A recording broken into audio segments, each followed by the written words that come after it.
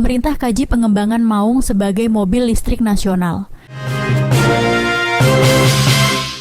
Pada pertemuan yang berlangsung di Istana Merdeka, Jakarta, Kamis, 6 Januari 2025, Presiden Prabowo Subianto dan Menteri Investasi, Kepala BKPM Rosan Ruslani membahas strategi penguatan investasi di sektor kendaraan listrik di Indonesia. Salah satu poin penting yang dibahas adalah upaya pengembangan Maung sebagai kendaraan listrik nasional yang dapat memanfaatkan potensi besar Indonesia dalam industri kendaraan listrik.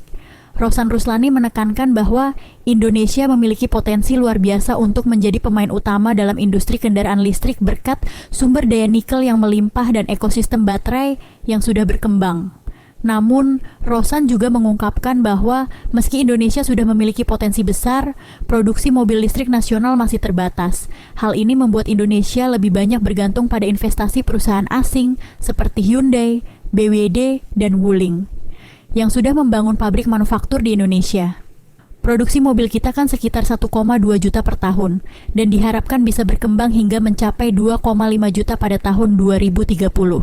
Namun, apakah Indonesia hanya akan menjadi konsumen atau tidak berperan lebih besar dalam produksi kendaraan listrik? Tambahnya, menanggapi hal tersebut, pemerintah Indonesia mulai fokus untuk mendorong pengembangan kendaraan listrik nasional. Salah satu langkah yang tengah dijajaki adalah pengembangan Maung, kendaraan listrik yang diproduksi oleh PT Pindad. Maung, yang selama ini dikenal sebagai kendaraan utilitas, berpotensi dikembangkan lebih lanjut untuk memenuhi kebutuhan mobil listrik domestik dan bahkan dapat diekspor. Maung adalah contoh awal yang bisa dikembangkan menjadi mobil listrik nasional. Kami sedang mengkaji potensi pengembangan lebih lanjut agar Maung bisa menjadi simbol mobil listrik buatan Indonesia. Jelas Rosan lebih lanjut. Upaya pengembangan Maung ini diharapkan dapat mengurangi ketergantungan pada impor mobil listrik dan mendorong lebih banyak investasi domestik dalam industri otomotif. Selain itu, pengembangan kendaraan listrik nasional juga sejalan dengan komitmen Indonesia untuk mencapai target emisi nol karbon pada tahun 2060, yang menjadi bagian penting dalam upaya Indonesia menuju masa depan yang lebih berkelanjutan. Langkah strategis ini juga mendapatkan dukungan dari berbagai pihak, termasuk kementerian terkait dan kalangan industri. Tadi yang membahas dari investasi yang masuk ke Indonesia untuk pengembangan mobil listrik, baterai itu bagaimana kita juga bisa berperan lebih aktif untuk kita dari segi investasi mempunyai kemungkinan untuk mengembangkan juga mobil listrik, bagaimana investasi yang bisa masuk untuk itu.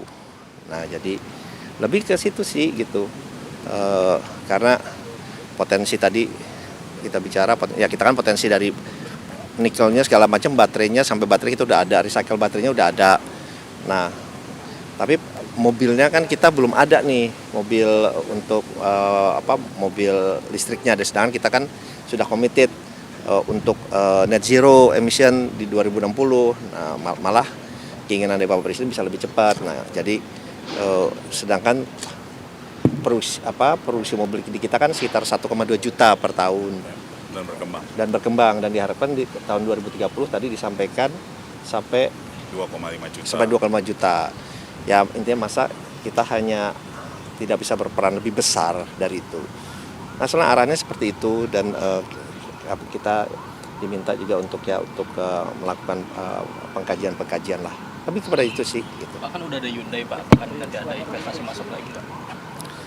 Iya kan Hyundai ini bukan hanya Hyundai, ada BYD yang sudah masuk, ada Wuling yang sudah bikin manufacturingnya ya.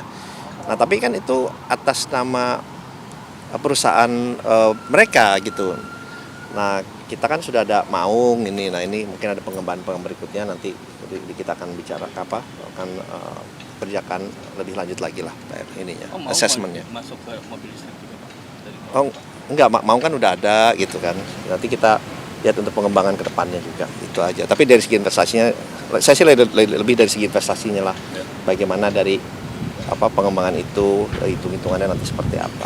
Dalam pertemuan tersebut, turut hadir Menteri Pertahanan Syafri Samsudin, Sekretaris Kabinet Teddy Indrawijaya, Direktur Utama PT Pindad Persero, Profesor Sigit Pujisantoso, Guru Besar Institut Teknologi Bandung Profesor Brian Yuliarto, serta Wakil Direktur Utama PT TBS Energi Tbk Pandu Patria Siahrir.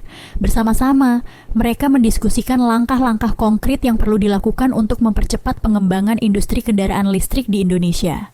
Tim Eljon Media melaporkan.